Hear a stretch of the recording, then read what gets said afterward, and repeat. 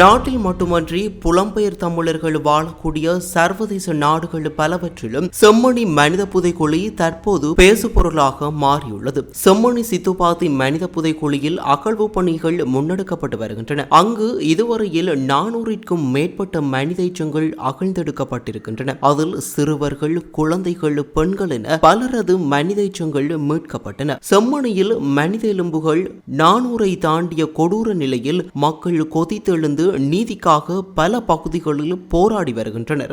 இந்த நிலையில் கிருஷாந்தியின் படுகொலை வழக்கில் மரண தண்டனை கைதியான லான்ஸ்கோப் சோமரத்ன ராஜபக்ச வெளிப்படுத்திய தகவல்கள் பெரும் பரபரப்பை ஏற்படுத்தி வருகின்றது. சோமரத்ன ராஜபக்ச வெளிப்படுத்திய தகவல்களில் முதலாவதாக செம்மணி சோதனை சாவடிக்கு அருகாமையில் இருந்த கோயிலுக்கு முன்பாகவும் நல்லூரை நோக்கி செல்லும் பகுதியிலும் வேறு இடங்களில் அடையாளம் காணப்படாத மனித புதைக்குழிகள் இருக்கக்கூடும் என கூறியுள்ளார். அதேபோன்று தற்போது முன்னெடுக்கப்பட்டு வருகின்ற செம்மணி சித்துப்பாத்தி மனித புதைக்குழி அகழ்வில் மேலும் மனித எலும்பு கூடுகள் கண்டறியப்படக்கூடும் எனவும் கூறியிருக்கின்றார். அவர் வெளிப்படுத்தியிருக்கும் இந்த தகவல்கள் யுத்த காலத்தில் இடம்பெற்ற வன்முறைகளுக்கு சான்றாக அமைந்திருக்கின்றன. அது மாத்திரமன்றி யுத்தம் இடம்பெற்ற காலப்பகுதியில் 1990ஆம் ஆண்டுகளில் யாழ்ப்பாணத்தில் விடுதலை புலிகள் என கருதி சந்தேகத்தின் பெயரில் பல சிவில் மக்கள் கைது செய்யப்பட்டனர். அதன் பின்னர் அவர்கள் வீடுகளுக்கு திருப்பி அனுப்பப்படவில்லை. அக்கால பகுதியில் குடும்பமாக கைது செய்யப்பட்ட பல குடும்பங்களில் சிறுவர்கள் மற்றும் குழந்தைகளும் உள்ளடங்கியிருந்ததாகவும் அவர் வெளிப்படுத்தியிருக்கும் தகவல்கள் இப்போது செம்மணி மனித புதைக்குழியில் அகழ்ந்தெடுக்கப்படும் சிறுவர்கள், குழந்தைகளின் மனித எச்சங்கள்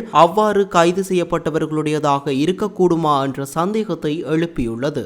கிருஷாந்தி குமாரசுவாமியினுடைய படுகொலை சம்பவம் அக்கால பகுதியில் நாட்டில் பெரும் பரபரப்பை ஏற்படுத்தியிருந்தது. குறித்த படுகொலை விசாரணையை முடக்கும் வகையில் அப்போதைய 302வது பிரிகேட் தலைமையகத்தில் இந்த குற்றத்தை ஒப்புக்கொண்டு போலீசாரிடம் வாக்குமூலம் வழங்குமாறும் 3 மாதங்களின் பின்னர் பிணையை பெற்றுத் தருவதாகவும் அங்கிருந்த இராணுவ அதிகாரிகள் வலியுறுத்தியதன் காரணமாகத்தான் அந்த குற்றத்தை ஒப்புக்கொண்டதாக சோமரத்ன ராஜபக்ச வெளியிட்ட தகவல் பெரும் அதிர்ச்சியை ஏற்படுத்தியுள்ளது. அதேபோன்று செம்மணி மனித புதைக்குழி தொடர்பில் மேலதிக விவரங்கள் எதனையும் காட்டிக் கொடுக்க வேண்டாம் என்றும் பொது மன்னிப்பின் ஊடாக தன்னை விடுதலை செய்வதற்கு நடவடிக்கை எடுப்பதாகவும் அப்போதைய ஜனாதிபதி சந்திரிக்க பண்டாரநாயக்க குமாரதுங்க அவ்வேளையில் அமைச்சராக இருந்த ஜெயராஜ் பெர்னாண்டோ புள்ளியூடாக தனக்கு கடிதம் ஒன்றை அனுப்பி வைத்ததாகவும் அவர் குறிப்பிட்டுள்ளார். செம்மணி பற்றிய உண்மைகளை தான் வெளிப்படுத்தி விடுவேன் என அஞ்சியே அரசாங்கம் தனக்கு பொது மன்னிப்பு அளிக்கவில்லை என சுட்டிக்காட்டிய அவர் ஏற்கனவே தான் வழங்கிய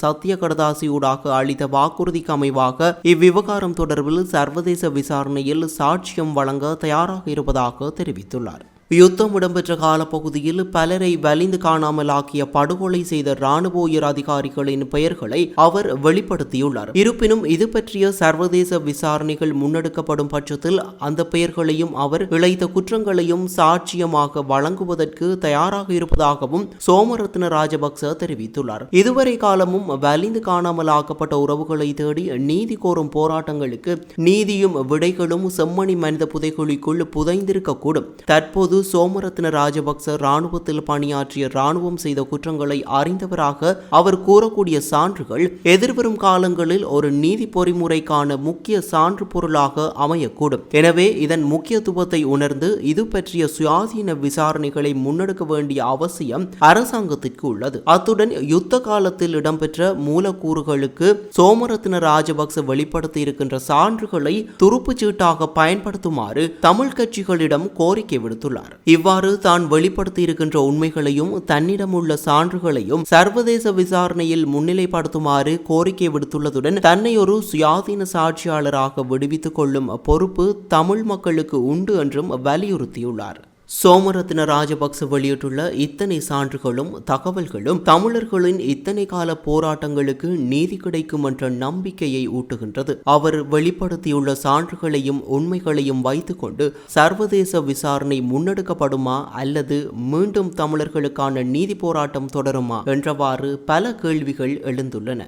இது போன்ற செய்திகளை தெரிந்து கொள்ள சமூகம் நியூஸ் சேனலை சப்ஸ்கிரைப் செய்து அருகில் உள்ள பெல் பட்டனை கிளிக் செய்யுங்கள். மேலும் இது போன்ற செய்திகளை உடனுக்குடன் தெரிந்து கொள்ள சமூகமீடியா.com என்ற இணையதளத்தின் வாயிலாகவும் எங்களுடன் இணைந்திருங்கள்.